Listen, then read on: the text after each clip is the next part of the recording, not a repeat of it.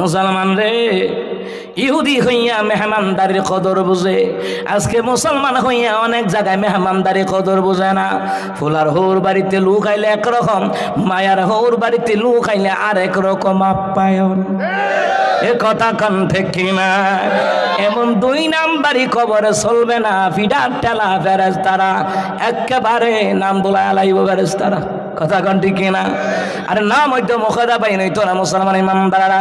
এই জন্য ছেলের শ্বশুর বাড়ি হোক, মেয়ের শ্বশুর বাড়ি হোক, দুটাই আত্মীয়, দুটার প্রতিও ইনসাফ ভিত্তিক আচরণ করা লাগবে, ঠিক কিনা? না মেয়ের হৌর বাড়ির তার তেল দেয় বেশি, কিরে জিটার তো খাওয়ান লাগবে জামাইয়ের বাড়ি। কথা কয় না? আর ফুলার ওর বাড়ি মিলে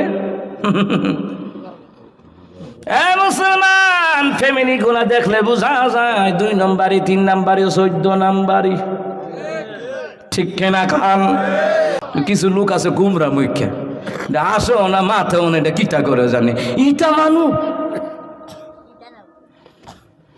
মুসলমান ইমানদাররা হাসি মুখে কথা বলে নবীর সুন্নাত, মুখটা গুমরা করে রাখে। মেহমান দেখলে, মানুষ দেখলে গুমরা করে রাখে। লোকমান হাকিম কয় ওয়ালা তুসাইর খাদ্দাকা লিন্নাস, আমার সন্তান মানুষকে অবজ্ঞা করিয়া গাল ফলাইয়া রাখিও না, গাল ফলাইয়া রাখিও না, অবজ্ঞা করো না। মানুষকে মূল্যায়ন করবা, সে শত্রু হোক তোমার বাড়িতে আসছে। কথা কয় না?